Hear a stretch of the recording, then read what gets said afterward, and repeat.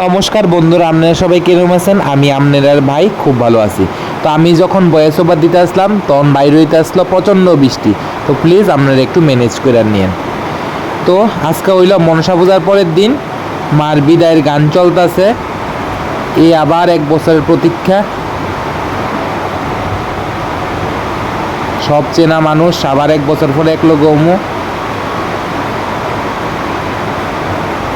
এনে বিদায়ের সব গান গাওয়া হইতেছে।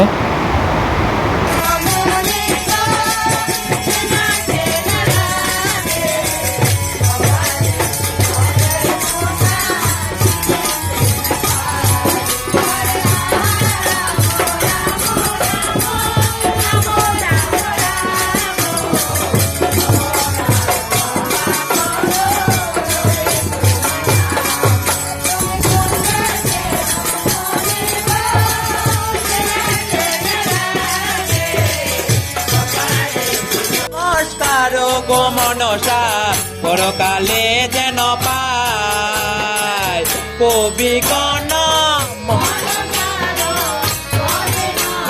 কারো গো মনসা পরকালে যেন পায় শ্রীপদ পুরাণ গ্রন্থ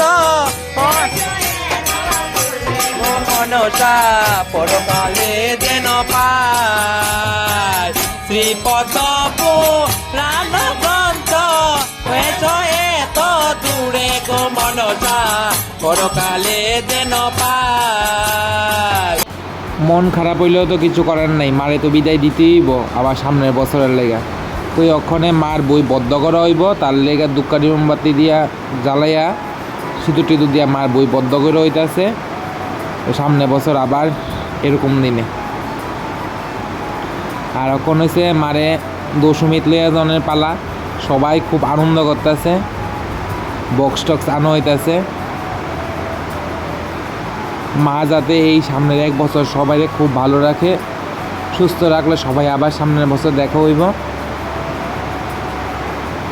এটা অনেক মন খারাপ বন্ধুরা, যারা এক মাস মানে পদ্মপুরাণ লইয়া ব্যস্ত থাকে তাদের কাছে জানা যায় যে বন্ধুরা কত মন খারাপ লাগে। তো সবাই খুব ভালো থাকবেন, দেখা হইব নেক্সট আরেকটা ব্লগে। আর আমার ভিডিওটি ভালো লাগলে একটু লাইক শেয়ার করে দিবেন। আর যারা আমার চ্যানেলে নতুন আছেন তারা আমার ইউটিউব চ্যানেলটা একটু সাবস্ক্রাইব করে দিবেন, আর ফেসবুক পেজটা একটু ফলো করে দিবেন।